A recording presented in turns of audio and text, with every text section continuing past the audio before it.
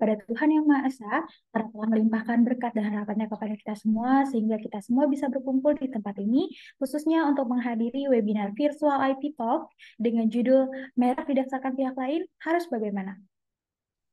Webinar kali ini adalah kolaborasi antara Pusat Studi Hukum Kekayaan Intelektual atau PSHKI dan Himpunan Konsultan dan Pemerhati HKI Alumni Universitas Trisakti atau HIKAT.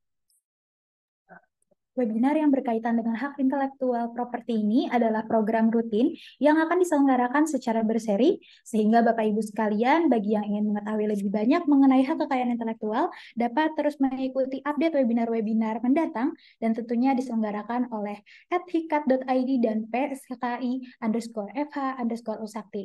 Sebelum acara ini dimulai, izinkan saya memberikan ucapan terima kasih dan selamat bergabung bagi para peserta dan Bapak Ibu sekalian yang baru saja memasuki ruang Zoom. Perkenalkan, nama saya Hali Hasbiali. Dan saya Stella Monika, selaku MC dari acara hari ini. Izinkan saya juga memberi ucapan selamat datang kepada Ketua PSHKI yaitu Ibu Dr. Simona Busani SHMH, Ketua HIKAT yaitu Ibu Ida Herani SHMH, Wakil Ketua HIKAT yaitu Bapak Rio Hanggoro Prasetyo SHMKN, dan narasumber kita yaitu Bapak R. Muhammad Firdaus D. SHMH CIP CIRP, moderator kita yaitu Ibu Anggi Sitorus SHMH CLA, beserta para peserta webinar yang saya hormati. Sekali lagi, saya ucapkan terima kasih atas kehadiran Bapak dan Ibu sekalian. Sebelum kita memulai acara webinar ini, mari kita bersama-sama berdoa sesuai dengan kepercayaan masing-masing. Semoga Tuhan menjadikan acara webinar ini bermanfaat untuk kita semua. Doa dimulai.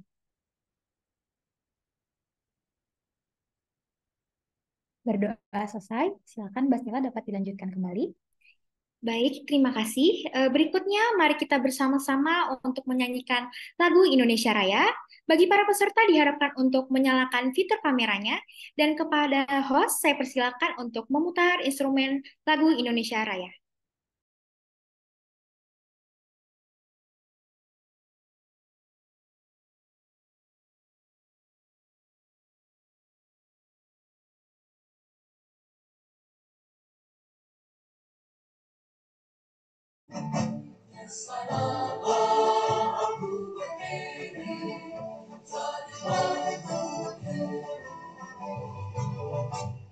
Indonesia kebangsaan, bangsa yang tanah air.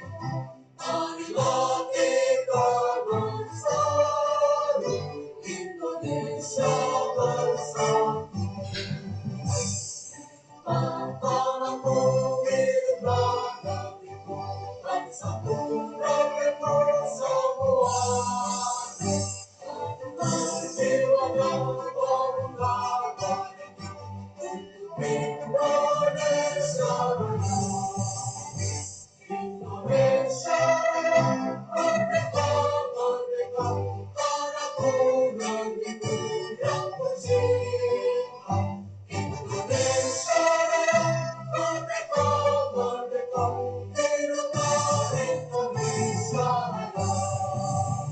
Indonesia Raya, merdeka, merdeka, tanahku negeriku yang tercinta.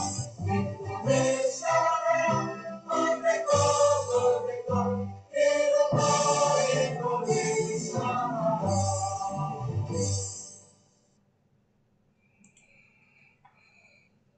Baik, terima kasih pada operator. Langsung saja kita memasuki agenda selanjutnya, yaitu kata sambutan dari perwakilan HIKAT dan SHKI oleh Ibu Dr. Simona Bustani SHM. Kepada Ibu Simona, waktu dan tempat kami persilakan. Bismillahirrahmanirrahim.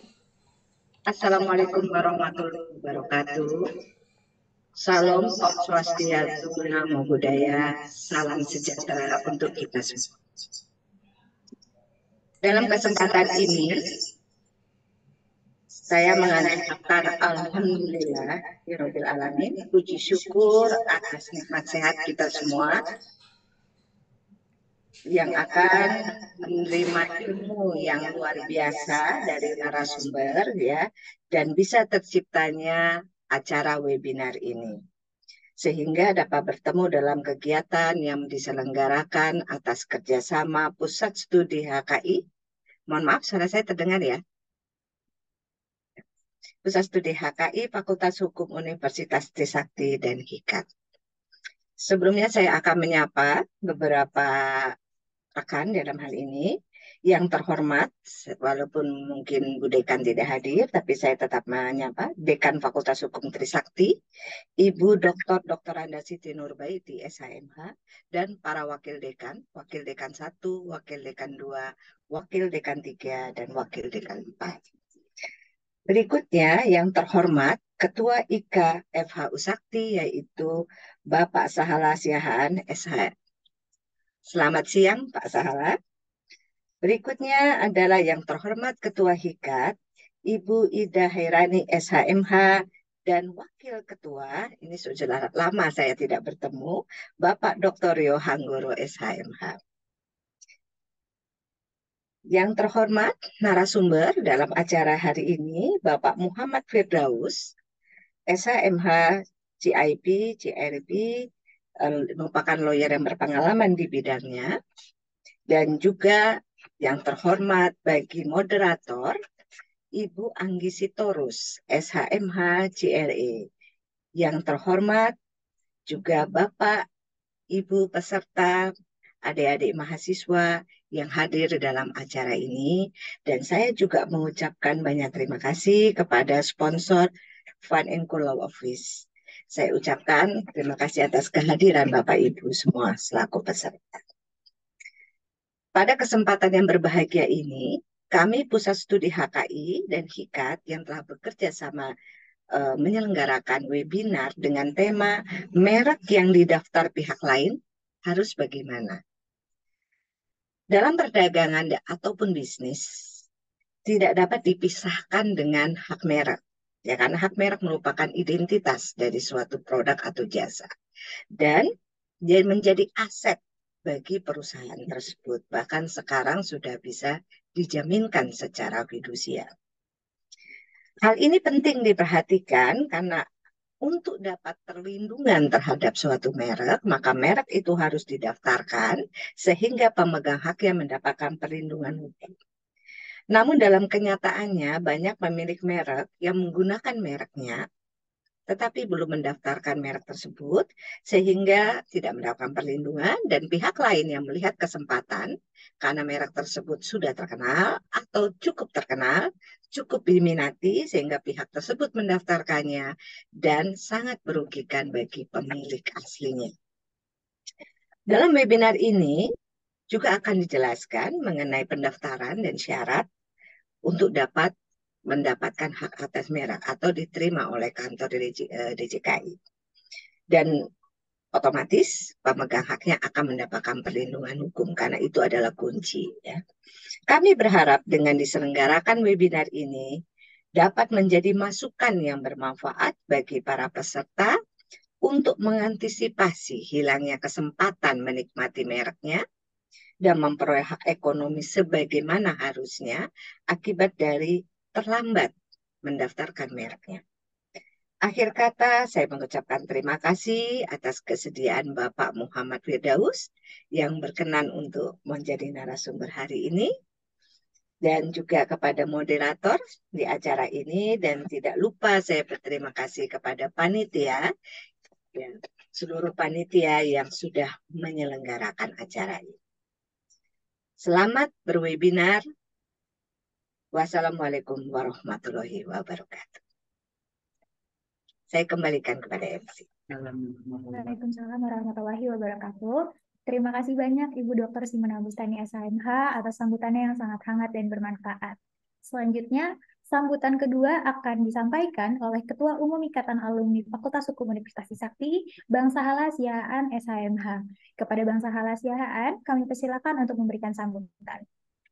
Terima kasih MC. Assalamualaikum warahmatullahi wabarakatuh. Shalom, Om Swastiastu, Namo Buddhaya, salam kebajikan, dan salam sejahtera bagi kita semuanya. Yang saya hormati Ketua PSHKI, kakak saya Ibu Dr. Simona Bustani, SHMH. Yang saya hormati juga Ketua HIKAT, Kak Ida Heriani, dan yang saya banggakan sebagai narasumber pada siang hari ini, Abang R. Muhammad Firdaus, DSH, CIP, CIRP, sebagai konsultan HKI juga, Angkatan 99, alumni. Dan juga yang saya banggakan juga, Kakak Anggi Sitorus, Ito nih saya harusnya manggil Ito ya. Ya, Ito Anggi Sitorus sebagai konsultan HKI juga, alumni Angkatan 2003, selaku moderator pada acara hari ini. Dan juga tentunya para pengurus HIKAT, ada Ibu Dr. Alin, ada Ibu Rahmita, Ibu Nadia, Risti, Ibu Winu, dan juga para alumni yang juga menjadi anggota HIKAT, serta seluruh para peserta yang hadir pada acara webinar hari ini. Saya cukup senang dan bangga bisa memberikan sambutan karena acara ini bagi saya sangat penting, sangat-sangat penting dalam dunia usaha, dengan judul merek didaftarkan pihak lain, harus bagaimana. Ini judul yang sangat menarik untuk kita diskusikan, karena ini problema yang paling banyak dihadapi di marketplace. Tentunya dengan sebagai narasumber, Bang Muhammad Firdaus bisa memberikan nanti pandangan-pandangannya terhadap permasalahan ini. Dan juga bagi kami, saya tentunya secara pribadi juga belajar nih sama Bang Firdaus ini ya. Karena banyak juga permasalahan itu dialami oleh klien saya gitu. Jadi saya sangat senang bisa mengikuti acara ini dan tentunya dengan dimoderator oleh Ito Anggi Sitorus. Materi dengan judul di atas sangat menarik untuk dibahas. Sebagaimana kita ketahui, definisi merek adalah tanda yang dapat ditampilkan secara grafis berupa gambar, logo, nama, kata, huruf, angka, susunan warna dalam dua dimensi, suara, hologram, atau kombinasi dari dua atau lebih unsur tersebut untuk membedakan dan atau jasa yang diproduksi oleh orang atau badan hukum dalam kegiatan perdagangan barang dan atau jasa sesuai yang dimaksud dengan pasal 1 ayat 1 Undang-Undang Nomor 20 tahun 2016 tentang merek dan indikasi geografis. Banyaknya sengketa di bidang kekayaan intelektual, khususnya di bidang merek, diakibatkan adanya pemohon yang beritikat tidak baik, yaitu pemohon yang patut diduga dalam mendaftarkan merek memiliki niat untuk meniru, menjiplak, dan atau mengikuti merek pihak lain demi kepentingan usahanya, sehingga menimbulkan persaingan usaha yang tidak sehat, mengecoh, dan atau menyesatkan konsumen. Oleh karena itu, dengan adanya IP Talk ini bisa memberikan ruang untuk kita berdiskusi antara narasumber dan para peserta yang terdiri dari berbagai kalangan, yaitu mahasiswa, pegawai, pengusaha, dan tentunya praktisi hukum lain yang pada bidang kekayaan intelektual, khususnya di bidang merek. Demikian, dan saya berharap semoga dengan acara ini membawa manfaat bagi kita semua, sukses untuk HIKAT dan PSHKI, dan tentunya sehat untuk kita semua sehingga kita mengikuti acara ini. Wabillahi taufiq wal hidayah. Wassalamualaikum warahmatullahi wabarakatuh. Terima kasih. Baik, terima kasih kepada Bang Sala atas sambutan yang sangat luar biasa, di mana merek ini memang sangat penting bagi dunia bisnis. Selanjutnya akan dilakukan juga penyerahan e-sertifikat oleh Ibu Dr. Simona Bustani SHMH kepada narasumber kita, yaitu Bapak R. Muhammad Firdaus D. SHMH CIP CIRP. Kepada operator, saya persilahkan.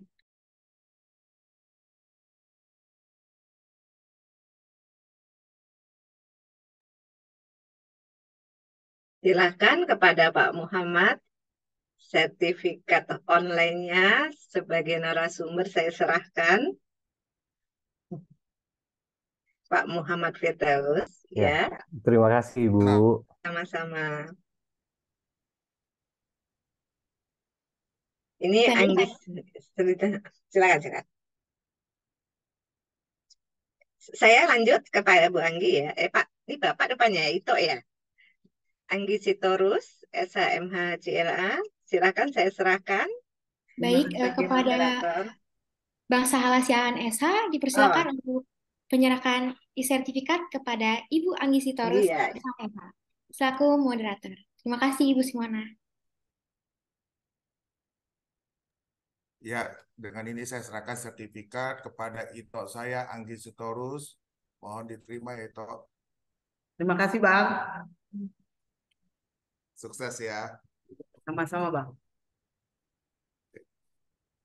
Baik, terima kasih. Selanjutnya akan dilakukan sesi dokumentasi.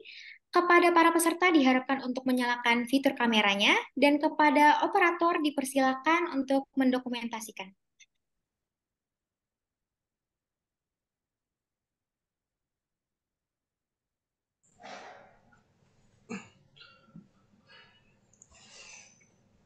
Untuk set pertama,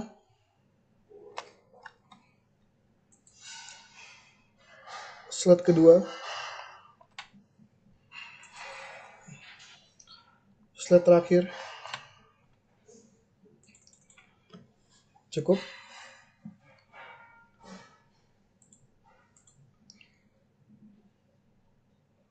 Boleh dilanjutkan, Ibu MC?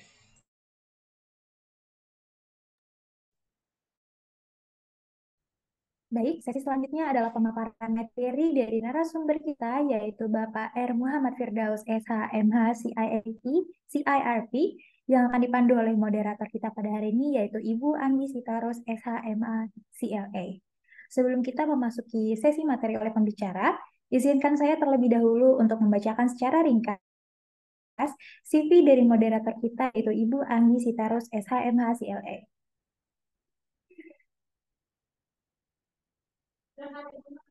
Ibu Anggi Sitorus SH, MHCLA, lahir pada tahun 1984, menyelesaikan studi sarjananya di Universitas Trisakti pada tahun 2007, dan menyelesaikan studi magisternya di Fakultas Hukum Universitas Indonesia pada tahun 2010.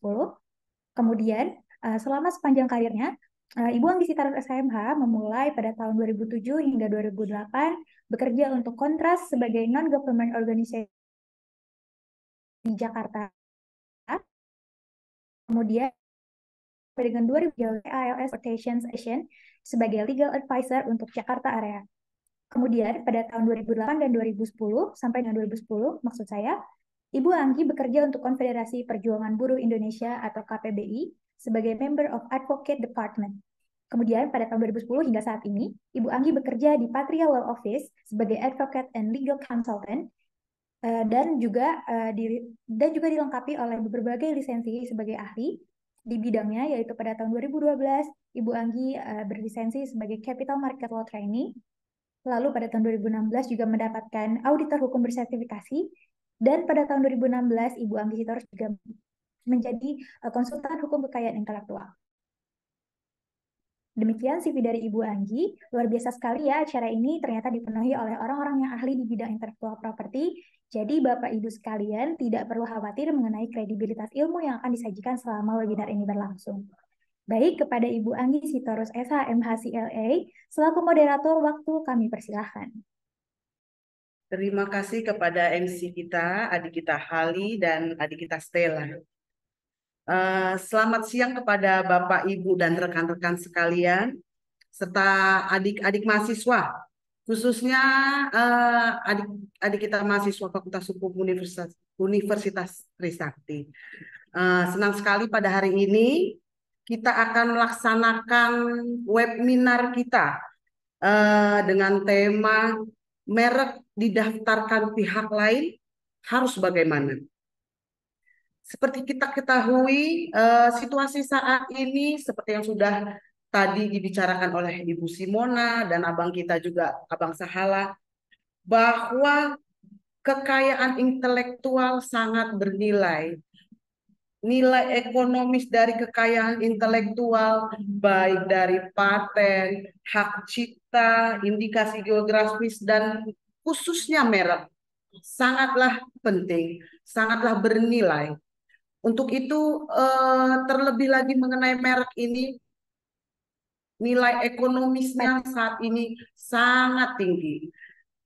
Dan tentu saja oleh karena itu penting bagi kita, penting bagi semua orang yang ada di lingkungan merek ini yang beraktivitas ataupun sebagai pelaku dari bisnis ini mengetahui menjadi hal pokok bagaimana kita mempertahankan apa yang menjadi hak tersebut, mempertahankan kepemilikan dan mempertahankan bagaimana caranya supaya tidak tidak dinikmati oleh orang lain. Untuk itu pada siang hari ini sudah hadir narasumber kita R. Muhammad Firdaus, sarjana hukum, magister hukum, certified intellectual property consultant, certified industrial relation professional atau yang lebih dekat disapa dengan Bang Mido. Lahir di Jeddah 17 April 1981 yang saat ini merupakan managing partner dari Fund & Co Law Office, Director of PT Sari Ramada Arafah, Director of PT Lindungi Cipta Indonesia, Komisioner PT Bali Wisata Bahari, dan of Counsel MNP Law Office, of Counsel Rumah Paten, dan dosen di London School Public Relations. Dan tentu saja merupakan alumni dari Fakultas Hukum Universitas Trisakti angkatan 1999. Untuk itu, untuk Bang Mido, waktu dan tempat saya persilahkan untuk memulai IP Talk kita hari ini. Oke, terima kasih Kak Anggi atas perkenalannya yang cukup lengkap ya. Saya izin panitia. Oke, Bismillahirrahmanirrahim. Pertama-tama saya ucapkan terima kasih teman-teman yang sudah hadir. Yang terhormat Ibu Dr. Simona Bustani, SHMH. Ibu, terima kasih. Saya deg-degan loh, Bu. Ibu kasih, biasanya saya belajar sama Ibu nih, Bu. Terus kemudian Abang Sahala Siahaan, SHMH, Bang. 99 siap support untuk acara selanjutnya. Kemudian yang terhormat Ibu Ida Hairani, SHMH MKN. Dan Abang Dr. Rio Hanggoro, SHMH MKN. Terima kasih atas undangan yang diberikan untuk menghadiri acara ini. Kemudian yang terhormat Bapak Ibu dosen Fakultas Hukum Universitas Trisakti, Bapak Ibu pengurus IKAT dan PSHKI, rekan-rekan panitia seminar, dan Kak Anggi, Kak Stella, dan Kak Hali sebagai MC. Tidak lupa juga saya sapa Bapak, Ibu, rekan-rekan mahasiswa, dan para peserta seminar yang saya cintai. Assalamualaikum warahmatullahi wabarakatuh. Salam sejahtera untuk kita semua. Selamat siang, apa kabar Bapak, Ibu, rekan-rekan sekalian? Mohon maaf ya, izin saya agak santai sedikit supaya kita nggak ngantuk nih siang-siang bolong nih ya. Jadi tema hari ini sebagaimana disampaikan tadi Kak Anggi ya Kak, merek didaftarkan pihak lain harus bagaimana nih gitu ya. Sebenarnya semua ada di undang-undang gitu. Kita tinggal baca. Tapi pada prakteknya ternyata sebagaimana disampaikan Bu Simona tadi, banyak pihak-pihak tuh yang masih belum tahu gitu. Ini harus ngapain sih? Kita harus ngapain? Kita harus ngapain? Kita harus mengadu kemana gitu. Kita harus mengadu kemana? Kita harus apa yang harus kita lakukan? Mudah-mudahan apa yang saya sampaikan hari ini menjadi ilmu manfaat. Jadi bisa ada gambaran gitu ya. Harus bagaimana sih kalau merek kita didaftarkan pihak lain. Oke, sudah berganti ya. Oke, untuk sebelum kita mulai ke pokok pembahasan kita, saya sedikit menyinggung tentang hak merek. Apa sih hak merek itu gitu ya. Jadi dasar hukum dari merek sendiri ini masih itu kadang ya Mbak Anggi, orang masih saling tertukar nih. sering tertukar. Udah daftarin paten restoran lo belum sih? Gitu. Jadi yang kita bahas hari ini bagian dari kekayaan intelektual, yaitu merek gitu. Ada yang lagi yang namanya paten, ada hak cipta, ada desain industri dan sebagainya. Mungkin di waktu lain kita akan bahas juga. Tapi hari ini kita akan bahas tentang hak merek. Hak merek diatur di Undang-Undang Nomor 20 Tahun 2016 tentang merek dan indikasi geografis atau biasa disebut Undang-Undang Merek.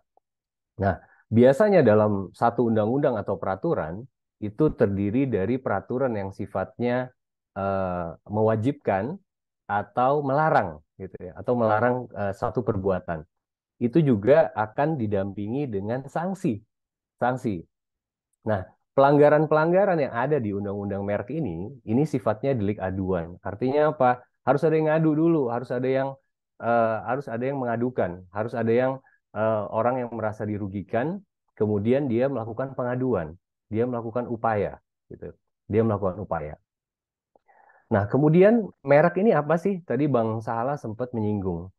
Merek itu diatur di pasal 1 ayat 1, rekan-rekan sekalian. Jadi merek adalah tanda yang dapat ditampilkan secara grafis. Nah, itu dulu kita garis bawah itu.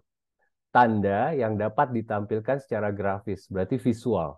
Ya, visual dapat ditampilkan secara grafis. Jadi, apapun yang bisa ditampilkan secara grafis, tanda yang dapat ditampilkan secara grafis, bisa dikategorikan sebagai merek. Apa aja? Undang-undang bilang gambar, logo, nama, kata huruf, angka, susunan warna, dalam bentuk 2 dimensi, suara, hologram, atau kombinasi dari 2 atau lebih unsur tersebut. Nah, yang menarik apa nih? Yang menarik di sini, mungkin kalau nama, kata udah biasa lah ya. Yang menarik nih suara nih. Suara. Ya, suara bisa ya ditampilkan dikategorikan sebagai merek. Banyak pihak yang belum tahu. Suara coba saya contohkan ya. Tenenet, tenenet, tenenenenet. Apa tuh Bang Gi? Tahu nggak Bang Gi? Apa? Pasti sari Apa? roti. Sari roti gitu ya. Itu udah tahu. Bebas Terus ya ada, Bang, nyebutin Hah? merek ya. Oh nggak apa-apa. Di kita di sini nggak apa-apa ya. Izin Ibu Simona. Kita nggak apa-apa. Kita karena di dalam kita lagi pengajaran gitu ya. Terus kemudian contoh lain mungkin ibu-ibu tahu nih ya. Tet tet tet tenet. Apa? Ada yang tahu Bang Gi? Tet tet tet tenet. Kalau suka belanja belum tahu ya. Kurang tahu Tokopedia. juga. Tokopedia gitu ya. Oh Itu iya, iya. suara juga bisa dilindungi sebagai merek gitu. Itu banyak pihak-pihak yang belum tahu. Kedepannya eh, eh, merek akan melindungi juga untuk sense, aroma, bau gitu ya. Mungkin sekarang kita lihat di pinggir jalan gitu ya, di jalan-jalan umum masih banyak toko-toko yang menjual parfum isi ulang gitu ya. Nah, saat ini sepanjang tidak menggunakan merek dari si parfum tersebut, mungkin masih it's okay gitu ya. It's okay tanda kutip gitu ya, it's okay. Tapi ke depannya pada saat nanti aroma sense ini udah menjadi bagian dari merek dan didaftarkan, ya mestinya para pengusaha itu mesti hati-hati ya karena ini akan menjadi bagian dari merek yang dilindungi oleh negara. Nah, kemudian poin lagi di pasal 1 ayat 1 itu adalah untuk membedakan barang dan atau jasa. Jadi ada pembeda di mana merek ini fungsinya adalah sebagai pembeda ya antara produk yang satu dengan produk yang lain. Berarti harus ada beda nih. Gitu harus ada pembeda yang dipergunakan dalam kegiatan perdagangan barang dan atau jasa. Nah, dari poin-poin tersebut kita udah punya bayangan tuh. Merek itu beda dengan paten. Merek itu beda dengan hak cipta gitu ya. Jangan sampai jangan sampai salah nih gitu. Jangan sampai salah. Kita mau memperjuangkan merek kita tapi ternyata objek itu adalah hak cipta gitu ya. Lagu, karya seni dan lain sebagainya itu beda. Beda urusan gitu. Jangan sampai salah nih. Kalau kita ngomongin merek ya ini gitu. Inilah dia panduan kita kalau kita ngomongin merek. Nah, kemudian sistem perlindungannya seperti apa sih di Indonesia? Jadi di Indonesia itu sistem perlindungannya adalah sistem konstitutif, di mana pendaftar pertama itu diakui atau diberikan hak perlindungannya oleh negara sebagai pemilik. Ya, jadi versatile istilahnya. Jadi pendaftar pertama. Nah, di sini menarik nih. Kita kan melakukan pendaftaran ke DJKI gitu ya. Apakah DJKI nanya, apakah Anda si pendaftar merupakan pengguna utama? Enggak. DJKI nggak akan ngecek gitu. DJKI nggak akan ngecek karena dengan asumsi bahwa siapa pendaftar pertama, dialah pemiliknya, dialah pemegang hak gitu ya. Itu asumsinya itu. Ditambah lagi ada pada saat kita melakukan pendaftaran, tadi Bu Simona sempat menyinggung, pada saat kita melakukan pendaftaran ada dokumen yang harus kita submit. Apa? Surat pernyataan, di mana disebutkan bahwa memang benar saya merupakan pemilik merek, tidak meniru merek pihak lain, gitu. Itulah pegangannya, gitu. Jadi itulah pegangan bagi DJKI. DJKI nggak akan ngecek bahwa Anda tuh siapa sih, Anda pemilik merek sebelumnya apa enggak. DJKI hanya akan mengecek secara substantif apakah merek tersebut sudah didaftar atau belum gitu. Jadi memang sistem ini yang berlaku di Indonesia. Versatile tadi. Sejak kapan? Sejak tahun 1992 melalui Undang-Undang Nomor 19 tahun 92. Sebelumnya memang perlindungannya itu deklaratif. Siapa yang pakai duluan, siapa yang umumkan duluan. Jadi sejak tahun 92 sistemnya berubah, siapa yang daftar duluan. Nah, ini mesti hati-hati nih gitu ya. Jadi banyak pihak-pihak atau pengusaha klien kami yang Pak daftarin mereknya, aduh nanti dulu deh, belum gede nih bisnis nih, nanti dulu lah. Jadi masih menganggap bahwa pendaftaran merek ini suatu beban gitu. Nah, saya balik lagi tadi ke dasar hukum Undang-Undang Nomor 20 tahun 2016, ada kewajiban, ada larangan. Nah, di dalam Undang-Undang merek itu sebenarnya ada tersirat kewajiban seorang pengusaha untuk melakukan pendaftaran merek kalau mau dilindungin gitu kan, kalau mau dilindungin. Jadi itu merupakan kewajiban sebenarnya. Ini yang harus disadari oleh teman-teman para mahasiswa, juga rekan-rekan pengusaha, staff, legal dan lain sebagainya, bahwa pendaftaran merek itu adalah kewajiban ya, untuk mendapatkan perlindungan oleh negara. Nah, dilindunginya berapa lama sih? Dilindunginya itu 10 tahun sejak pendaftaran. Ya memang faktanya adalah mungkin teman-teman rekan konsultan Haki, Mbak Anggi juga banyak ya sering ditanyain ya, Pak, merek saya udah keluar, Bu, merek saya udah keluar belum ya? Kok lama banget ya gitu. Lama banget. Sering ya Bang ya. Ya, itu paling Stepnya sering mana itu. nih? Iya, itu paling sering gitu. Paling sering ini kok lama banget ya keluarnya ya, nggak keluar-keluar gitu ya. Eh, itu itu itu memang ada prosesnya gitu, memang ada prosesnya dalam suatu pendaftaran. Jadi bukannya mendaftarkan langsung keluar, beda dengan hak cipta gitu ya, yang sifatnya pencatatan. Itu 1 kali 24 jam udah bisa langsung keluar surat pencatatannya. Tapi kalau merek ini ada melewati berbagai proses gitu. Nah, prosesnya yang pertama itu adalah proses pemeriksaan administratif gitu ya, administratif. Kemudian ada masa pengumuman, nanti saya akan jelaskan. Kemudian ada pemeriksaan substantif. Oke.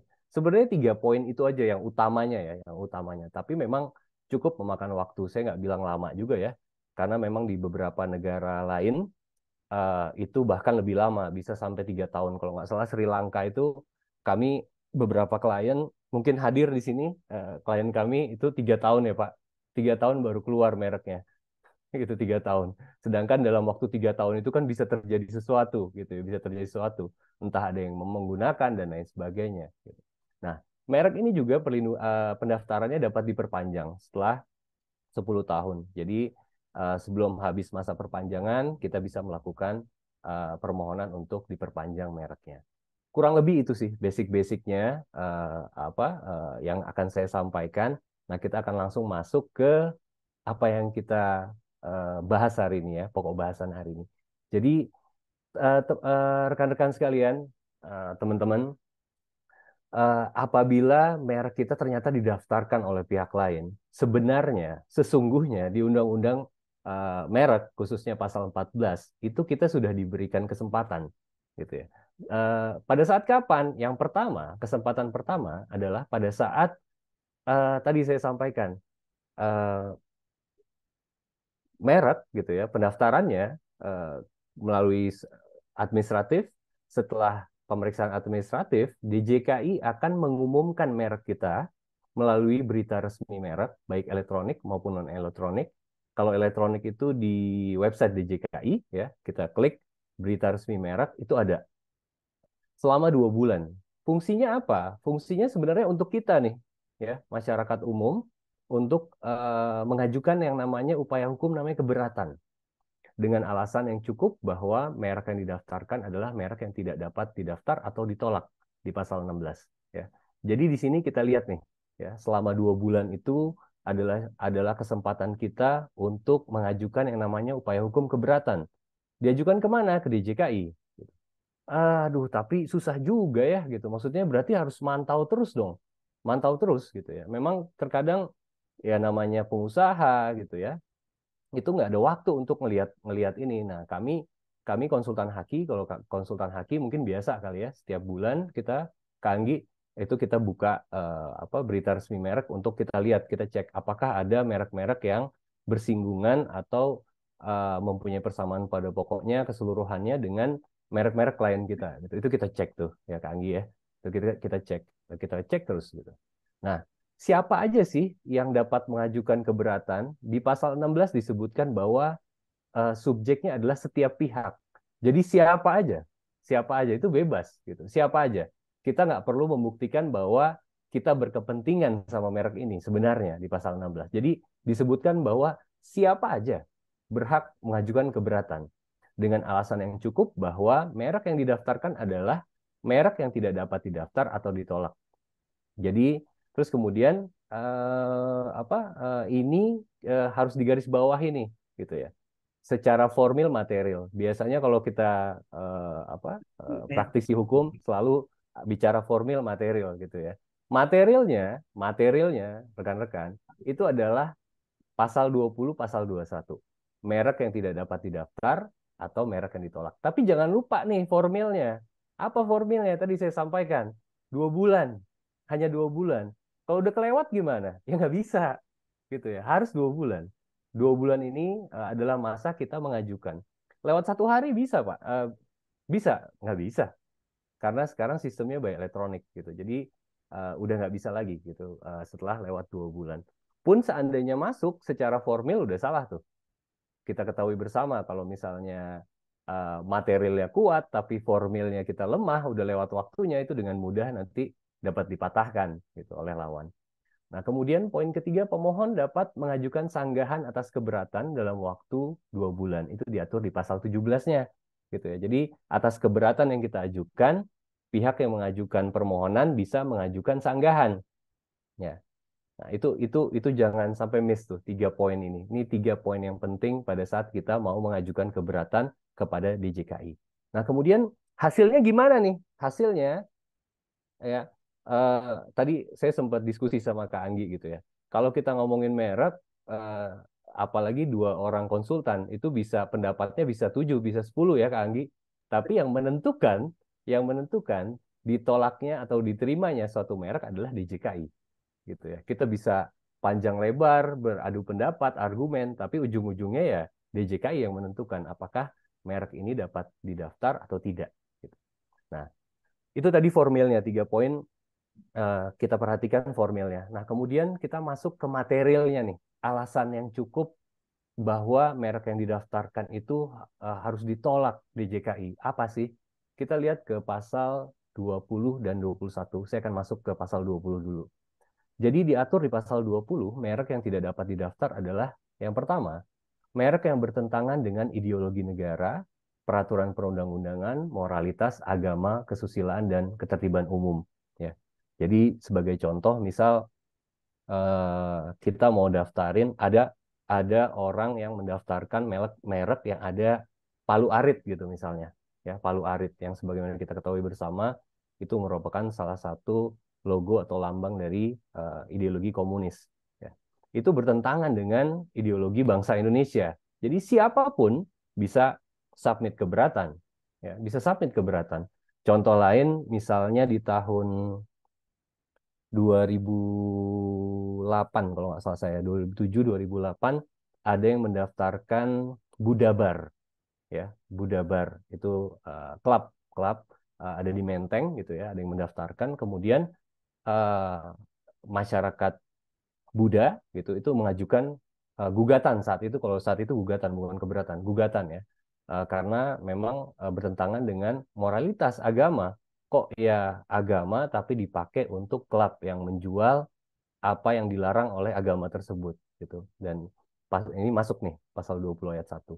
Nah, kemudian yang kedua, sama dengan berkaitan dengan atau hanya menyebut barang dan atau jasa yang dimohonkan pendaftarannya.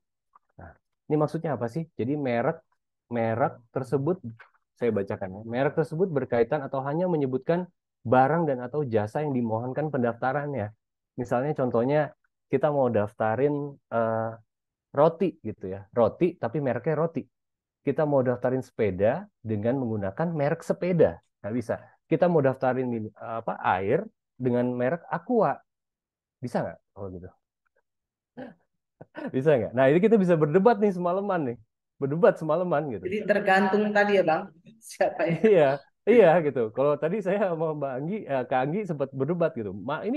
Ini sama dengan berkaitan dengan nggak dengan barangnya gitu. Aqua itu air, artinya air gitu. Dan dia menjual air. Bisa apa enggak gitu.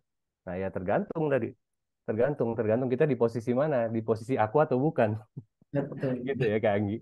Iya, Oke, betul. terus kemudian 3, memuat unsur yang dapat menyesatkan masyarakat tentang asal, kualitas, jenis ukuran, macam tujuan penggunaan barang dan atau jasa yang dimohonkan pendaftarannya.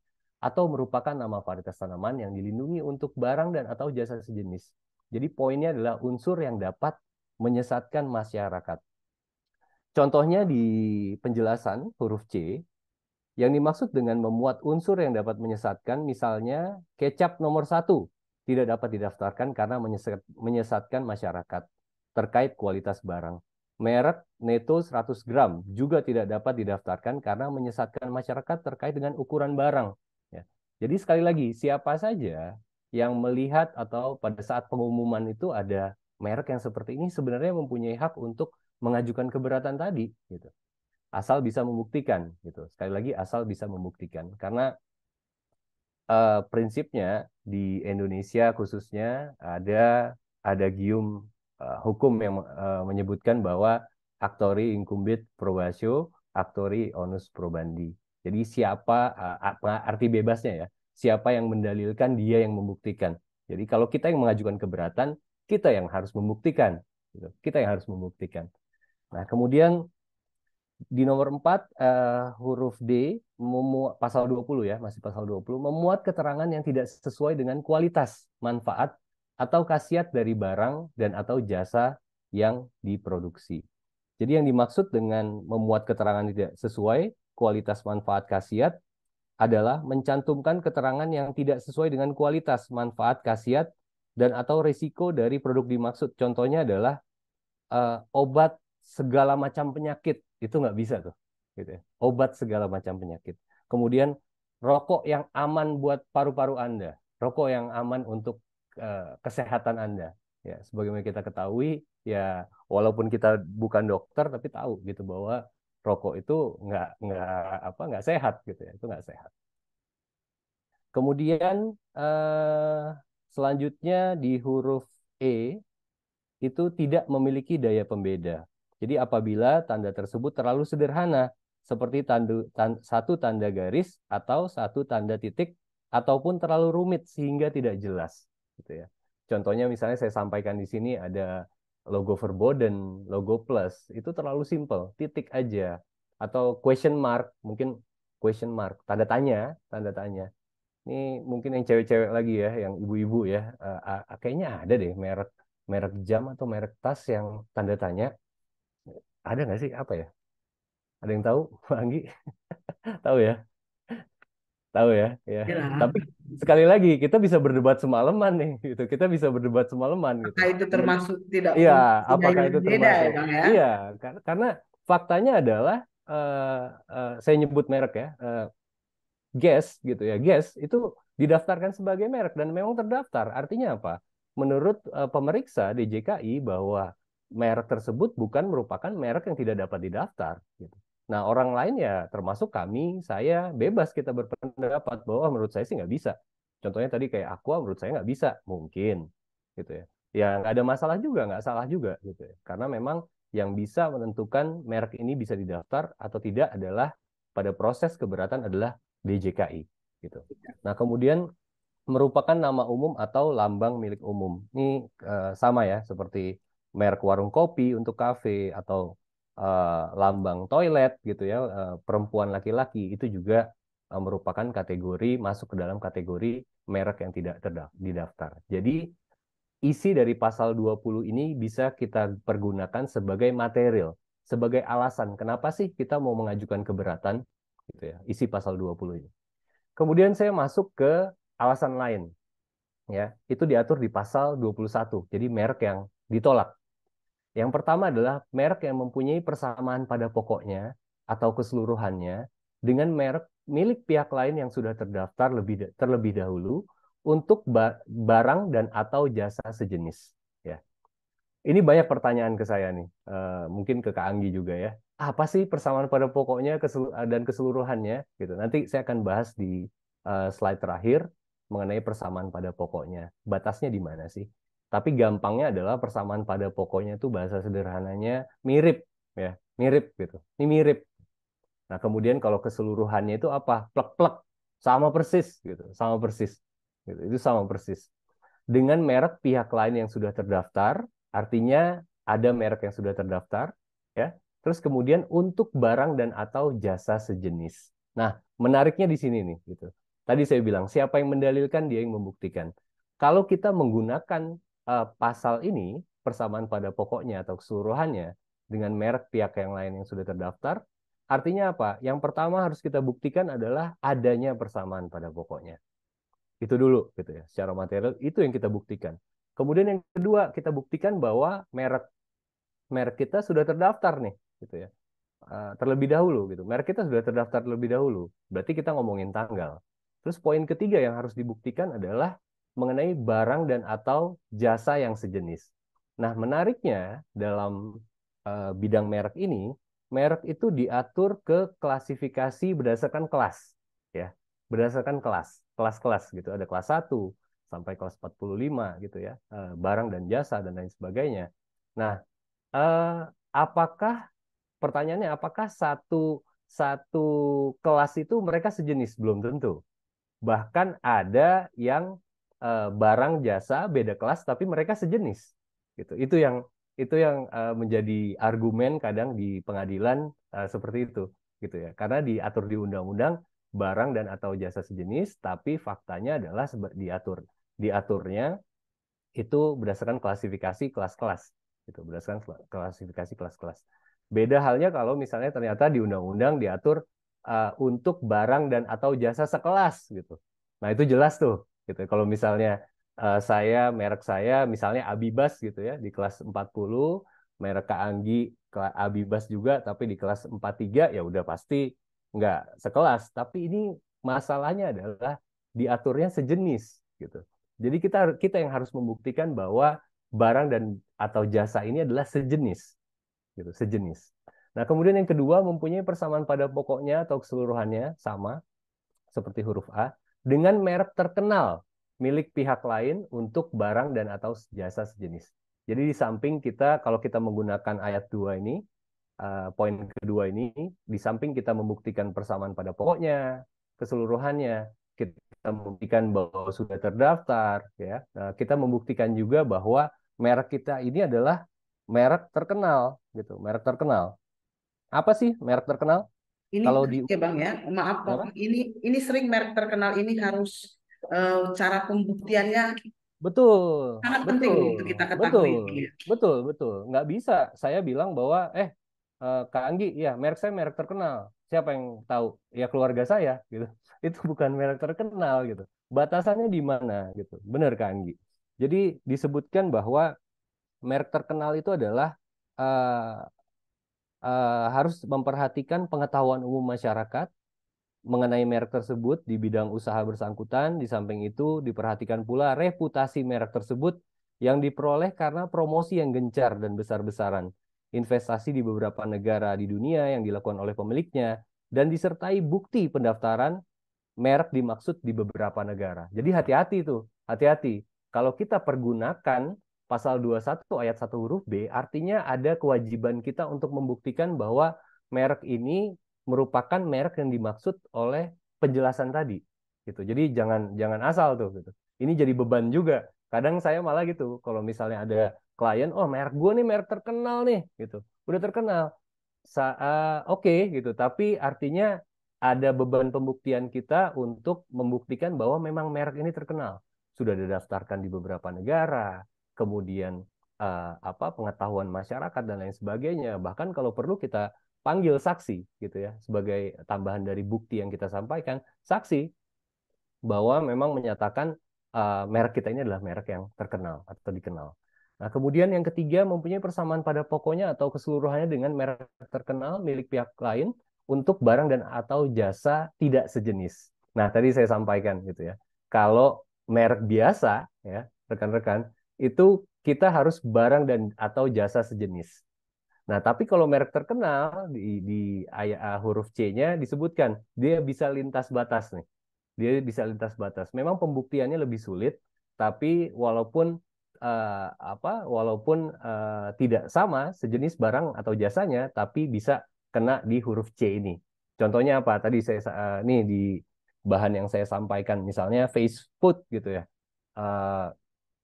Mungkin kalau kita lihat, rekan-rekan lihat, ini hampir-hampir sama, mirip sama Facebook gitu ya. Tapi beda, Facebook itu mereka mendaftarkan di kelas IT gitu ya, di kelas IT, teknologi, dan lain sebagainya. Tapi ini dia buka untuk warung makan, itu jelas-jelas beda kelas. Nah, artinya apa? Jadi nggak bisa dong. Oh bisa, kita di huruf C ini kan lintas jenis gitu ya, lintas kelas, lintas jenis barang.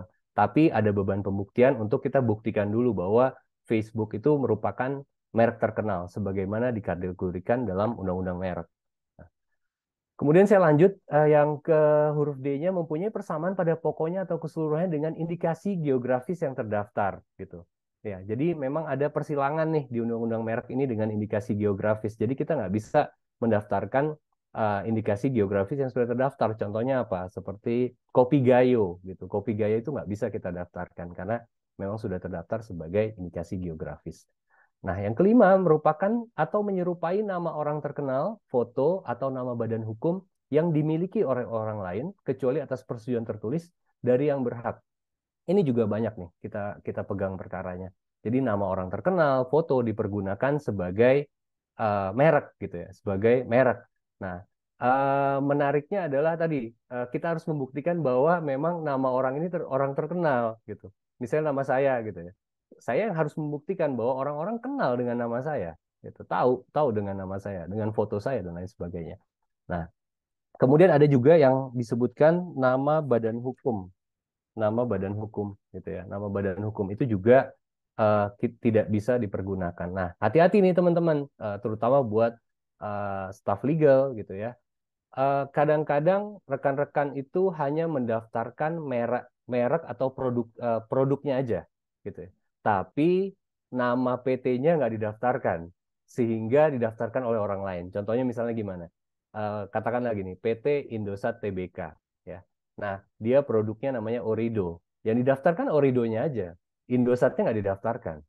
Nah, kemudian di kemudian hari, ada orang yang mendaftarkan Indosatnya, dia kecolongan tuh, gitu. Hati-hati, gitu. Itu juga mesti hati-hati. Itu terjadi.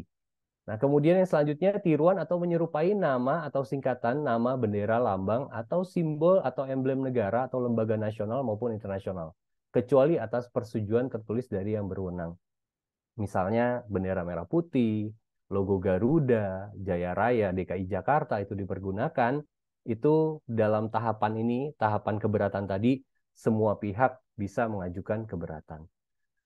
Yang selanjutnya merupakan tiruan atau menyerupai tanda cap stempel resmi yang digunakan oleh negara atau lembaga pemerintah. Saya pernah menemukan tuh, ada kaos yang dicap pakai sekretaris negara, sekretariat negara.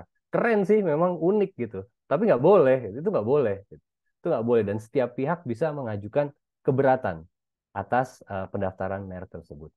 Nah, yang terakhir, ini yang paling banyak dipergunakan oleh para konsultan atau lawyer ya, dalam mengajukan keberatan. Diajukan oleh pemohon yang beretikat tidak baik, ya, di pasal 21 ayat 3. Menariknya adalah sebagaimana kita ketahui bersama teman-teman rekan-rekan sekalian, itikat tidak baik itu kan adanya dalam hati ya, gitu. Gimana kita bisa tahu gitu bahwa saya yang senyum ini gitu mengajak kita sama-sama untuk belajar lagi, buka lagi undang-undang merek, apakah itikat saya baik? Belum tentu, gitu. Belum tentu. Nah, ini gimana cara kita buktikannya? Nanti saya akan bahas lebih lanjut mengenai itikat tidak baik ini. Nah, rekan-rekan, masa 2 bulan tadi itu kita pergunakan untuk mengajukan keberatan dengan alasan-alasan sebagaimana disebutkan dalam pasal 20 dan 21 yang saya jelaskan gitu ya. Nah, ternyata misalnya udah lewat nih. Gimana kalau udah lewat 2 bulan, Sir? Sorry Pak, saya biasa dipanggil Sir di LSPR.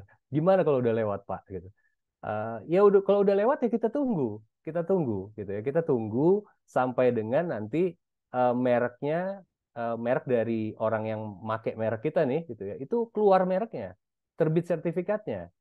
Tapi banyak terus terang teman-teman ya, klien itu yang nggak tahan. Ini gimana sih lawyernya, masa diem aja sih gitu, diem aja nggak lakukan upaya hukum apa-apa ya, karena masanya udah lewat, 2 bulan ini udah lewat. Tapi kalau kita ajukan gugatan pembatalan sebagaimana disebutkan dalam pasal 76, objeknya belum ada gitu.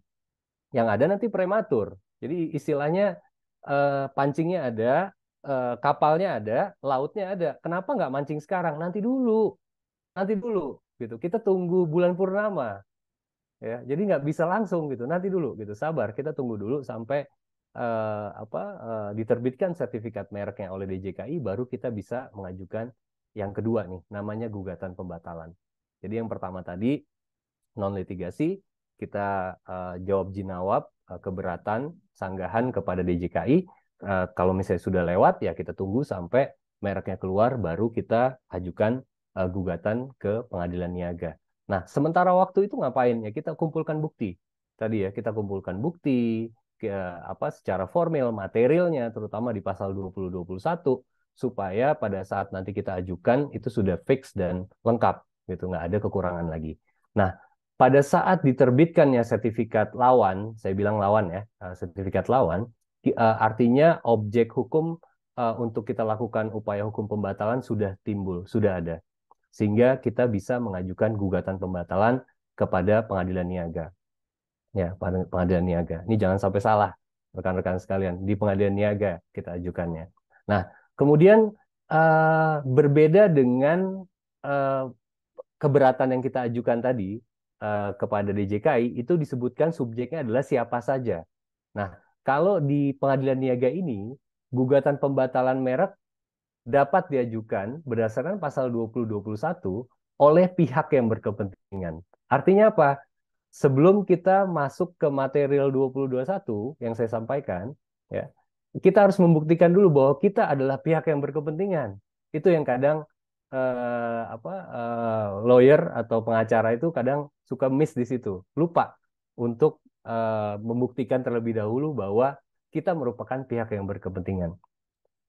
Ya, terus kemudian yang kedua, pemilik merek tidak dapat didaftar, pemilik merek yang tidak terdaftar dapat mengajukan gugatan setelah mengajukan permohonan pendaftaran. Ini juga menjadi syarat formal. Gitu. Jadi kalau kita mau mengajukan pembatalan, otomatis kita harus terlebih dahulu mengajukan pendaftaran merek kita ke DJKI. Setelah itu baru kita ajukan pembatalan. Dan yang terakhir, tadi sudah saya sampaikan, gugatan pembatalan merek diajukan ke pengadilan niaga. Nah, tambahan sebagai syarat formil juga mengenai jangka waktu nih, diatur di pasal 77. Jangka waktu pengajuan gugatan itu hanya 5 tahun sejak tanggal pendaftaran merek, ya, apabila kita menggunakan alasan-alasan yang ada di pasal 20 dan 21.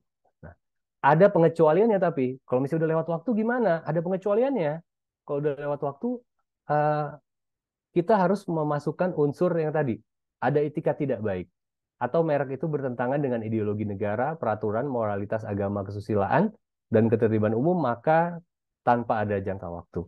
Jadi biasanya pasal ini ya dimasukkan tuh etikat tidak baik, walaupun saya sampaikan tadi pembuktiannya cukup sulit, cukup rumit, tapi cukup menarik gitu ya kalau kita bisa membuktikan bahwa adanya etikat tidak baik, karena sekali lagi etikat tidak baik tidak tampil gitu ya, tidak terlihat secara visual. Nah, Kemudian di pasal 78 diatur mengenai upaya hukum lanjutan. Apabila ada pihak yang berkeberatan terkait dengan putusan dari pengadilan niaga, maka bisa melakukan upaya hukum selanjutnya, yaitu upaya hukum kasasi ke Mahkamah Agung. Nah, terakhir teman-teman, rekan-rekan sekalian, Kak Anggi, saya mau bahas sedikit tentang persamaan pada pokoknya nih, yang kita sempat bahas ya kemarin ya, panjang ya, 1 jam gitu. Pasal 21 ayat 1. Apa sih yang dimaksud dengan persamaan pada pokoknya? Jadi rekan-rekan, persamaan pada pokoknya diatur dalam pasal 21 ayat 1 disebutkan bahwa kemiripan yang disebabkan adanya unsur yang dominan. Ini saya garis besarkan ya, unsur yang dominan antara merek yang satu dengan merek yang lain, sehingga menimbulkan kesan adanya persamaan baik mengenai bentuk, cara penempatan, cara penulisan, dan kombinasinya maupun bunyi ucapan. Jadi kita harus membuktikan bahwa adanya unsur yang dominan. Dengan cara apa? Ya, balik lagi gitu ya. Siapa yang mendalilkan, dia yang membuktikan gitu ya. Dengan bukti-bukti yang ada, dengan saksi. Kalau perlu di pengadilan ini kita hadirkan ahli ya, yang bisa menyatakan bahwa memang dalam merek tersebut memang ada unsur yang dominan. Apa unsur dominan? Dalam satu perkara saya pernah membatalkan merek yang menggunakan unsur dominan segitiga, gitu ya, unsur dominan segitiga. Tapi ada unsur lain memang. Tapi kami coba membuktikan bahwa unsur segitiga itu adalah unsur yang dominan. Dengan cara apa? Dengan cara menghadirkan saksi, gitu. Dengan cara menghadirkan saksi. Merek kita perlihatkan, gitu, ke saksi kita perlihatkan. Ini merek apa nih? Yang disebutkan merek segitiga, ya, bukan selanjutnya kata-kata selanjutnya, tapi merek segitiga. Dengan demikian hakim menilai bahwa ya memang segitiga itu adalah unsur yang dominan. Itu yang jangan lupa kita kita buktikan.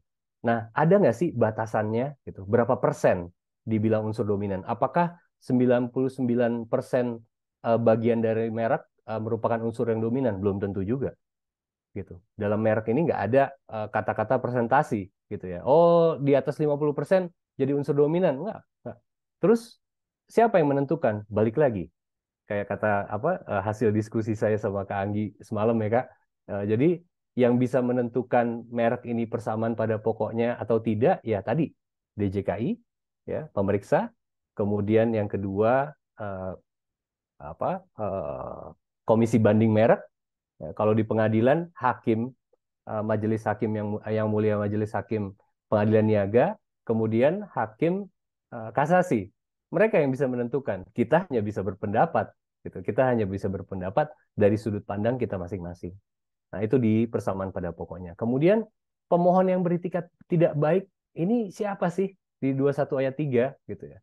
Tadi saya sampaikan bahwa itikat itu adanya dalam hati. Gimana nih caranya membuktikan bahwa orang itu dalam melakukan pendaftaran dia beritikat tidak baik? Gimana caranya? Di pasal 21 ayat 3 disebutkan bahwa pemohon yang patut diduga dalam mendaftarkan mereknya memiliki niat untuk meniru, menjiplak, mengikuti merek pihak lain demi kepentingan usahanya, dan menimbulkan persaingan usaha tidak sehat, mengecoh atau menyesatkan konsumen. Jadi poinnya adalah akibat. Ya. Di pasal 21 ayat 3 ini poinnya adalah akibat. Mungkin tindakannya bisa macam-macam. Ya, tindakannya bisa macam-macam. Ya, bisa dengan melakukan perjanjian, bisa dengan proposal dan lain sebagainya. Tapi ya, akibat dari tindakan tersebut adalah adanya persaingan usaha tidak sehat, tindakan mengecoh atau menyesatkan konsumen. Jadi yang kita harus buktikan itu adalah akibat yang timbul, bukan hanya perbuatannya aja, gitu. Tapi akibat yang timbul itu harus kita bisa buktikan. Dalam satu perkara yang saya pegang, kami menghadirkan saksi, ya. Kami menghadirkan saksi. Jadi pada saat ini menariknya gini, pada saat kami bicara dengan saksi, saksi nanya dong gitu. Ini kami mau ngapain nih nanti di pengadilan gitu? Apa yang harus dibicarakan? Ya nanti aja, pokoknya ibu-ibu tenang gitu. Ini yang saksi yang kami hadirkan ini konsumen, Bapak Ibu sekalian, konsumen gitu ya, konsumen. Jadi pada saat di persidangan baru kami tunjukkan gitu ya, merek yang asli dan merek yang palsu. Kita tunjukkan mana yang asli dan mana yang palsu. Kami tanyakan kepada saksi, mana yang asli, mana yang palsu. Bingung tuh dia, ya. si saksi ini ibu-ibu apalagi ya bingung, aduh yang mana ya Pak? Yang kiri deh kayaknya, yang kanan. Oh cukup. Artinya apa? Akibatnya sudah timbul, ya, mengecoh, menyesatkan konsumen udah timbul. Nah, hal tersebut yang bisa meyakinkan hakim bahwa ternyata yang dilakukan itu adalah itikadnya tidak baik, gitu. Jadi sekali lagi kita nggak bisa menuduh orang beritikat tidak baik, itu susah karena adanya dalam hati. Yang bisa kita buktikan adalah akibat yang timbul. Oke, terima kasih Kak Anggi. Segitu aja dari saya untuk kita bahas lebih lanjut dalam diskusi. Terima kasih. Assalamualaikum warahmatullahi wabarakatuh. Terima kasih Bang Mido. Sepertinya sebenarnya pemaparan dari Bang Mido ini sudah cukup komprehensif ya. Kalau rekan-rekan perhatikan semua sudah dijawab ataupun pengetahuan bagaimana cara mempertahankan merek kita sudah diinformasikan oleh Bang Mido. Saat ini ada teman-teman yang lebih tajam sepertinya ingin mengetahui bagaimana sih apa yang harus dilakukan untuk mempertahankan hak merek ini, perlindungan hak merek ini. Ada teman kita Bang Roland Huta Barat. Oh, Bang Roland 95. Iya, Benar ya? Bang Roland Huta Barat. Nggak ada keterangan nih alumni atau tidak, tapi pertanyaannya cukup menarik. Ya, Sambil silakan. bisa diluruskan, nanti mungkin maksudnya ini bukan banding ya Bang. Bang Firdaus, apa boleh bertanya? Bang, kalau merek kita dinyatakan ditolak, karena ada oposisi yang sudah mendaftarkan mereknya terlebih dahulu, sehingga oposisi mendapatkan sertifikat merek. Berapa lama kita mengajukan banding setelah ditolak? Ini padahal sertifikatnya udah keluar Bang. Tapi nanti bisa tinggal sambil luruskan sehingga oposisi mendapatkan sertifikat merek. Berapa lama kita mengajukan banding setelah ditolak? Apa saja isi argumen surat banding kita? Berapa lama sidang banding tersebut dan hukum acara banding apa yang dipakai? Dan berapa biaya sidang banding tersebut? Mungkin sambil kita luruskan kan. Oke, silakan Kak Pada Anggi. dasarnya sertifikat merek sudah terbit. Ya. Jadi apa sih yang bisa dilakukan oleh pemilik merek gitu? Bentar. Sertifikat merek. Mungkin bisa dibantu ya Bang Fadil untuk bisa Ya. Bang Roland Huta Barat. Ini saya coba ini ya, saya coba Ditambah pertanyaannya atau gimana Bang?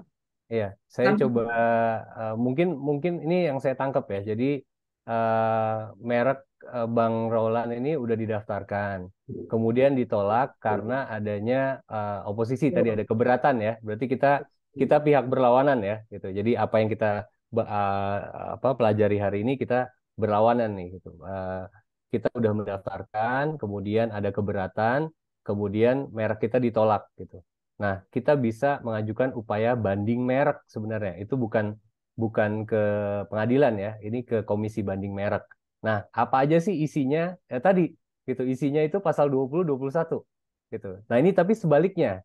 Kita harus sampaikan bahwa merek kita bukan merupakan merek yang harus ditolak berdasarkan pasal 20 21 gitu. Nah, hukum acaranya seperti apa?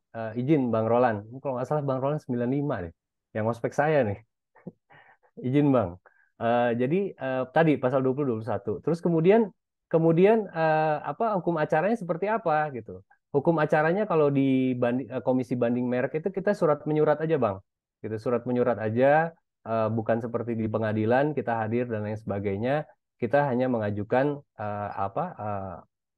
alasan banding kita di pasal 20 21. Seperti itu Kak Anggi. Mudah-mudahan nggak salah pemahaman ya.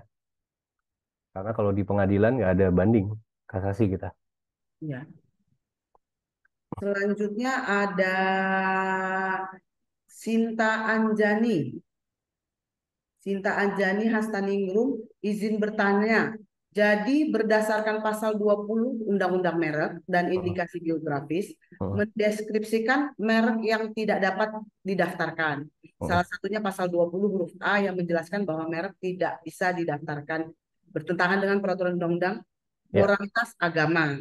Ya. Kesusilaan dan ketentuan umum. Yang ingin dia pertanyakan, Bang, bagaimana batasan yang dimaksud dengan mengandung unsur susila untuk merek yang didaftarkan, gitu, Bang. Itu dari Sinta Anjani Hastaningrum. Iya, ya, terima kasih Kak Anggi, Mbak Sinta. Jadi memang prinsipnya secara garis besar saya sampaikan tadi, kita bicara merek ini kita bukan bicara matematik ya. Artinya batasannya di mana sih? Kalau ada angka 1 sampai 100, oh batasannya di 50, batasannya di 10, batasannya di 5, itu jelas. Gitu. Nah, dalam merek ini batasannya ini ya tergantung, kembali lagi, tergantung. Kalau misalnya seseorang merasa bahwa itu sudah sudah melanggar kesusilaan, misal contoh gitu ya. Salah satu masing-masing daerah aja beda.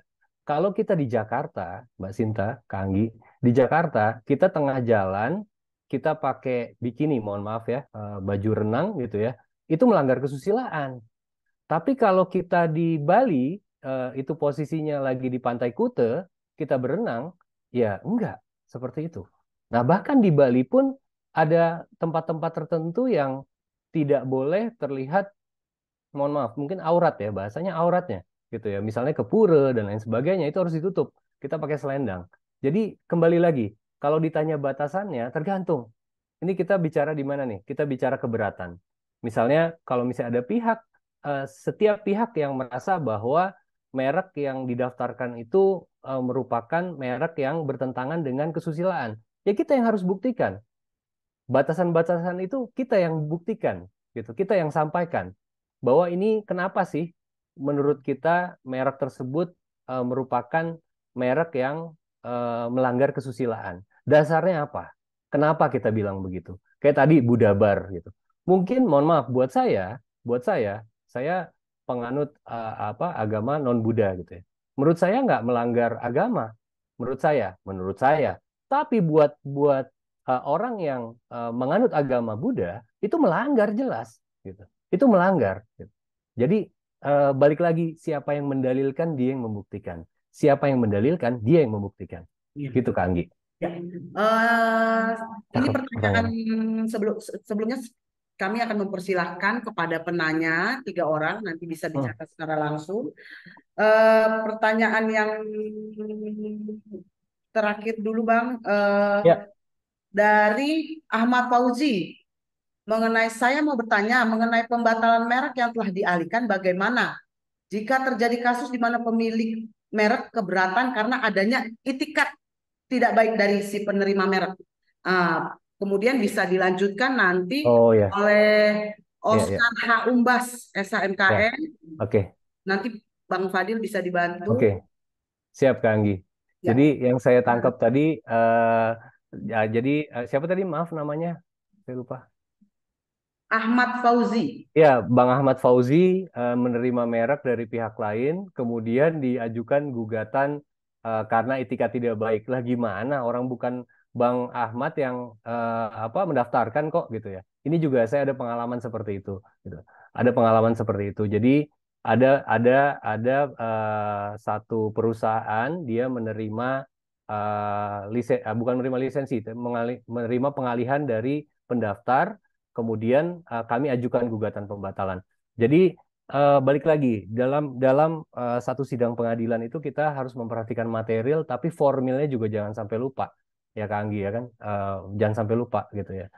Bisa kurang pihak, ya, kemudian salah dalam pengajuan. Nah dalam hal ini teman-teman, dari pengalaman kami mengajukan gugatannya itu ke semua pihak yang terkait. Jadi tergugat pertama adalah pendaftar. Kemudian tergugat kedua adalah pemilik yang sekarang. Ya, pemilik yang sekarang. Ya, pemilik yang sekarang bisa dia bilang bahwa nggak bisa nih, kami bukan yang pihak mendaftarkan, tapi kan kita gugat itunya juga. Nah, pada saat itu perkara udah selesai ya. Alhamdulillah perkara udah selesai, sudah diputus di kasasi. Hakim menganggap bahwa merek tersebut merupakan merek yang didaftarkan atas pemohon yang beritikat tidak baik. Jadi walaupun si pemilik sekarang dia tidak terbukti itikat baik, tapi balik lagi, merek didaftarkan oleh pemohon yang beritikat tidak baik. Jadi artinya hati-hati juga teman-teman, rekan-rekan, gitu ya. Kalau kita menerima pengalihan merek itu juga dalam perjanjiannya mesti tight tuh. Apa yang terjadi kalau ternyata merek ini bisa didaftarkan. Karena memang pelindungan merek ini bukan berarti segala-galanya, gitu ya. Apapun nggak bisa terjadi, nggak juga bisa diajukan pembatalan. Itu harus lebih tight dalam perjanjian. Kurang lebih itu Kak Anggi. Oke, untuk penanya selanjutnya Oscar Bagus. Hamdas, ya bisa silakan di unmute, ya Ya, silakan. Bang Oscar, silakan.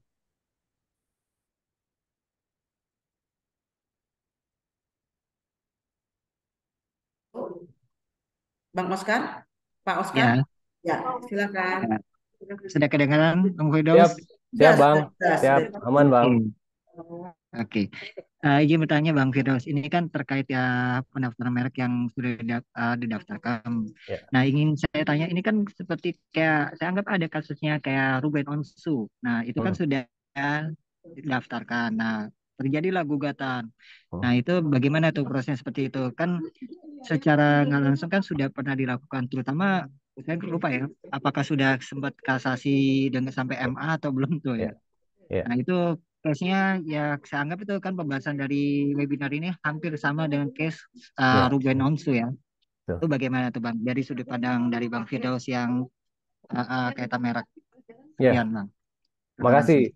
Makasih Bang Oscar. Ya, gimana Bang? Silakan. Ya, makasih Bang Oscar. Tadi ya sempat yang saya singgung dengan Kak Anggi. Jadi prinsipnya adalah yang bisa menentukan adanya persamaan pada pokoknya keseluruhannya itu hanya empat pihak. Siapa? Pemeriksa merek, kemudian komisi banding merek, kemudian yang mulia majelis hakim pengadilan niaga, kemudian hakim kasasi.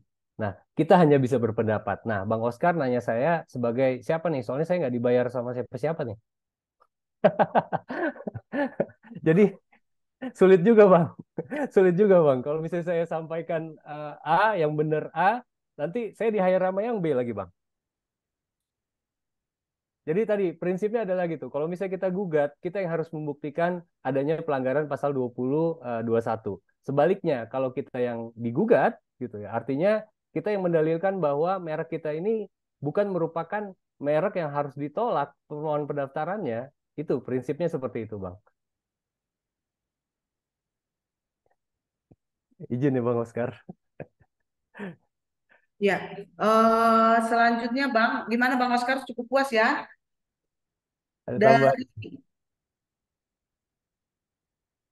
Bang dari Agus Wiryanto terkait dengan bunyi pelafalan suatu merek yang diduga memiliki indikasi dugaan persamaan pada pokoknya itu parameter dan contohnya seperti apa? Apakah didengar dari pengucapan bunyi atau pelafalan yang sekilas mirip atau gimana? Tadi terkait yang tadi ya Bang yang merek yang kekinian lah ya. Iya. Terima kasih Bang Agus, pertanyaannya bagus nih. Prinsip dasarnya tadi yang ini saya ulang-ulang lagi ya, bahwa memang dalam undang-undang merek ini tidak ada satu batasan yang eksak ya. Saya bilang eksak ya. Eksak bahwa 50% Bang Agus gitu. 10% bahwa ada kemiripan dalam pelafalan. Tergantung, balik lagi. Bang Agus di posisi mana nih? Di posisi yang ingin mendalilkan bahwa merek lawan mempunyai persamaan pada pokoknya dalam hal pelafalan dengan merek Bang Agus, artinya Bang Agus yang harus buktikan. Ya hadirkan ahli, ya hadirkan ahli bahwa memang merek ini misalnya Agus, Agoes dan Agus gitu ya, Agoes dan Agus. Ini dibacanya sama.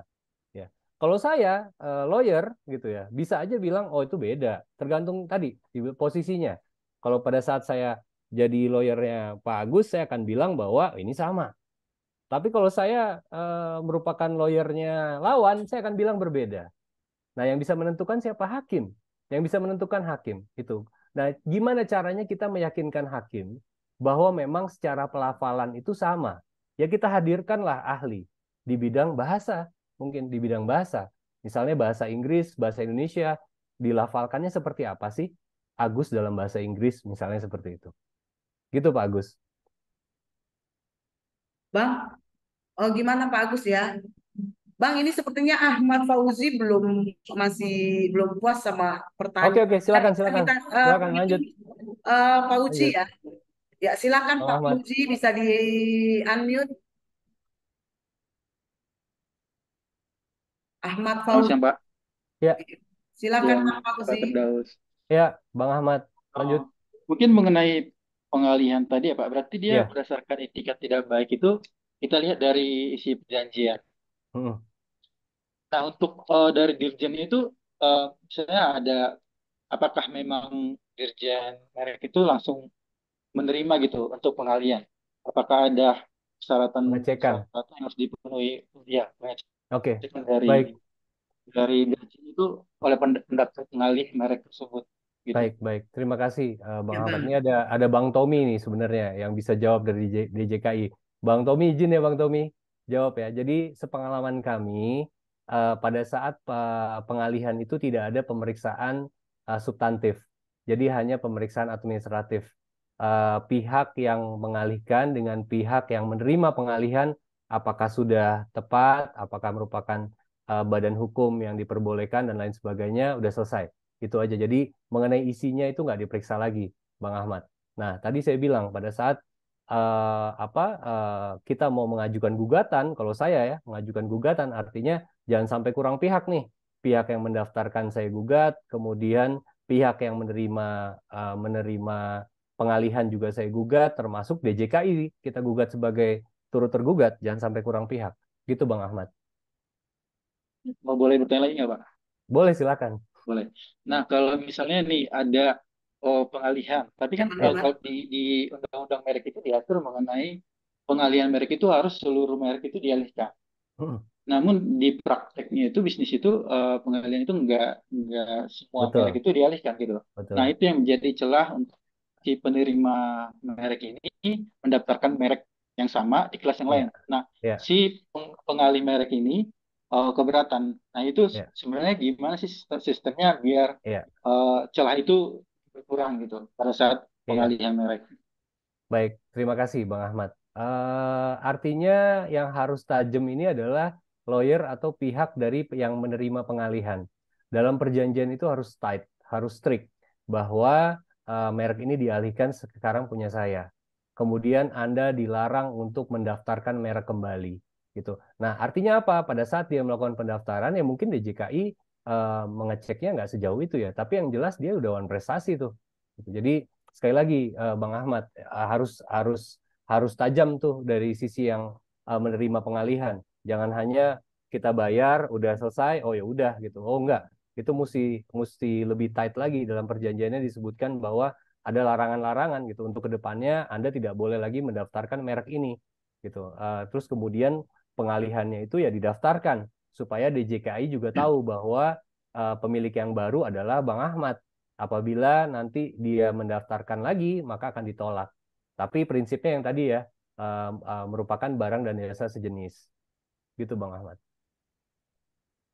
Iya. Oh, boleh bertanya lagi nggak? Saya rasa karena keterbatasan waktu ya, bisa kita adakan diskusi selanjutnya. Ya, tapi ini untuk pertanyaan terakhir Bang, ini sepertinya bisa menjadi satu konklusi dari IP Talk kita hari ini. Boleh. Damayanti. Ya. Jadi bisa jadi konklusinya ya Bang Nik. Bagaimana caranya agar mengetahui merek kita sudah didaftarkan pihak lain? Dan bagaimana solusinya apabila merek kita sudah ada yang didaftarkan terlebih dahulu? Mengingat sistem permohonan pendaftaran merek adalah first to file atau pemohon pendaftaran yang terlebih dahulu. Jadi mungkin sepertinya bisa jadi satu konklusi juga. Iya, makasih Kak Anggi. Jadi apa sih yang bisa kita lakukan untuk mengecek apakah merek kita itu sudah didaftarkan oleh pihak lain atau belum. Nah, kalau kami konsultan Haki, Kak Anggi, saya, mungkin teman-teman yang lain, kami sebelum melakukan pendaftaran, kami akan mengecek secara menyeluruh mengenai database DJKI ya. Bahkan kalau kami khususnya kami tidak hanya mengecek di database DJKI aja, tapi database kantor merek Amerika dan lain sebagainya. Karena kan sekarang sudah online tuh melalui WIPO ya. Kita cek gitu, kita cek. Karena DJKI pun sekarang itikat tidak baik itu diperluas oleh DJKI. Jadi kalau ternyata ada saya ketemu gini, di Indonesia belum didaftarkan merek ini gitu ya. Misalnya merek Kak Anggi Sitorus gitu. Di Indonesia belum didaftarkan, tapi di Amerika udah didaftarkan. Dia kena tolak tuh Kak Anggi. Dia kena tolak atas dasar itikat tidak baik karena di Amerika udah didaftarkan. Ada klien kami yang kena seperti itu. Jadi apa sih yang bisa kita lakukan tadi? Searching, cari tahu dulu. Jadi kalau kita memilih merek bukan hanya dari sisi feng shui-nya, selera kita. Oh, gue sukanya warna biru nih. Gue sukanya pakai nama Mido nih. Nama gue Mido kok gitu ya. Misalnya nama saya Mido. Tapi kalau saya daftarin merek udah pasti merek saya ditolak. Ada jam kan? Ya, jam Mido itu. Ada jam itu kan ditolak merek saya gitu. Nah, jadi apa yang harus dilakukan? Kita searching dulu. Kita cari tahu dulu apakah merek itu sudah terdaftar atau belum. Nah, kemudian kalau memang merek itu belum terdaftar, ya silakan kita bisa daftarkan. Di mana? Karena perlindungan merek itu based on teritori negara, tergantung. Kami biasanya memberikan info ke klien, ini nanti ke depannya mau kemana aja nih, di Indonesia aja kah, atau kita mau ke Singapura, Malaysia, kita daftarkan ke masing-masing negara tersebut. Karena perlindungannya adalah per negara. Nah, apa kabarnya kalau misalnya tadi pertanyaannya, merek kita udah didaftarkan pihak lain? Ya, ini kan yang kita bahas hari ini, gitu ya. Kita bisa opsi pertama tadi, kalau misalnya memang masih dalam masa pengumuman, kita bisa ajukan keberatan dengan alasan-alasan yang sudah saya sampaikan. Kalau memang sudah lewat waktunya, kemudian ternyata merek lawan itu juga udah punya sertifikat, kita bisa ajukan gugatan pembatalan ke pengadilan niaga. Terus kalau misalnya yang terakhir apa poinnya? Ya ganti merek, gitu Kak Anggi. Ya, terima kasih Bang Mido atas Ya, siap. pemaparan yang cukup terang ya. Ya, Untuk kita mengetahui bahwa merek yang didaftarkan pihak lain harus bagaimana. Sepertinya sudah cukup terang rekan-rekan sekalian. Diingatkan oleh Bang Mido bahwa kita harus melihat apa yang harus dilakukan dari segi waktu ya Bang ya. Pada saat publikasi harus melakukan apa, dan ketika sudah terbit sertifikat harus melakukan apa. Harapannya dari IP Talk kita kali ini rekan-rekan sekalian sudah dapat tercerahkan, dapat menjawab permasalahan-permasalahan rekan-rekan sekalian. Dengan demikian berakhir IP Talk kita kali ini. Jangan tinggalkan terlebih dahulu Zoom kita karena MC akan memilih 6 penanya terbaik yang mendapatkan e-wallet. Untuk itu acara saya kembalikan kepada MC. Mbak Stella, silakan. Baik, terima kasih Bu Anggi Sitorus selaku moderator yang sudah memandu jalannya pemaparan materi. Saya juga mengucapkan terima kasih banyak kepada Bapak R. Muhammad Firdaus DSH MH CIT CIRP yang telah menyampaikan materinya yang sangat luar biasa dan membantu kita untuk memahami lebih lanjut mengenai langkah apa yang harus kita lakukan apabila ada pihak lain yang berdasarkan merek milik kita.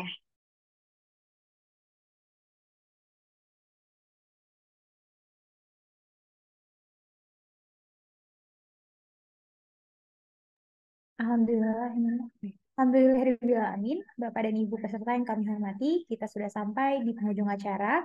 Kami ucapkan terima kasih kembali atas partisipasi dan kehadirannya, salah satunya Ketua PSHKI yaitu Ibu Dr. Simona Bustani SHMH, Ketua HIKAD yaitu Ibu Ida Hairani SHMH, Ketua Ikatan Alumni Fakultas Hukum Universitas Trisakti Bang Sahala Siahaan SH.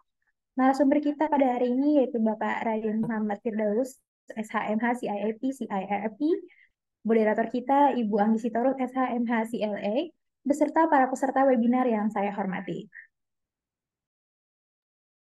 Akhir kata, saya mewakili panitia yang bertugas menyampaikan mohon maaf atas salah kata, perbuatan, dan kekurangan dalam webinar kami kali ini.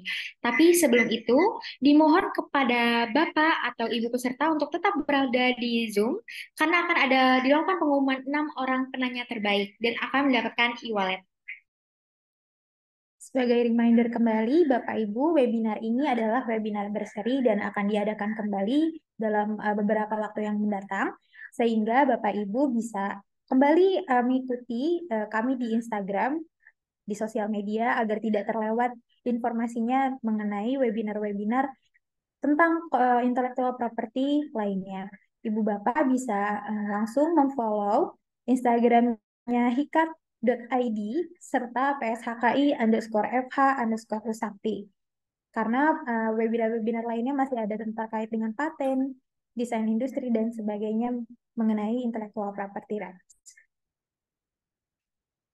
Selanjutnya, akan ada pengumuman 6 orang peserta yang berhasil menjadi penanya terbaik selama webinar ini dan akan mendapatkan e-wallet dari panitia. Dan 6 orang tersebut adalah, bisa ditampilkan operator? Ya, kepada 6 anggota ini, mohon maaf, maksud saya kepada 6 nama tersebut yang sudah ditampilkan, akan dihubungi oleh panitia untuk mengambil hadiahnya. Yang pertama ada Bapak Roland Huta Barat, yang kedua ada Bapak Ahmad Fauzi, yang ketiga ada Bapak Novan dan Nurwido, yang keempat ada Bapak Agus, yang kelima ada Ibu Damayanti, dan yang keenam ada Adi Widya. Silakan menghubungi panitia dalam nomor tersebut untuk menukar dan mengambil hadiahnya. Sekali lagi saya ucapkan terima kasih dan selamat kepada para peserta yang berhasil menjadi penanya terbaik. Saya kembalikan kepada Mbak Stella.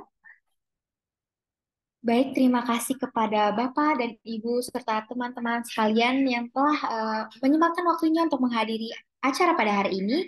Demikian kegiatan hari ini telah dilaksanakan. Saya Stella Monica selaku MC dan rekan saya Ali Hasbiali.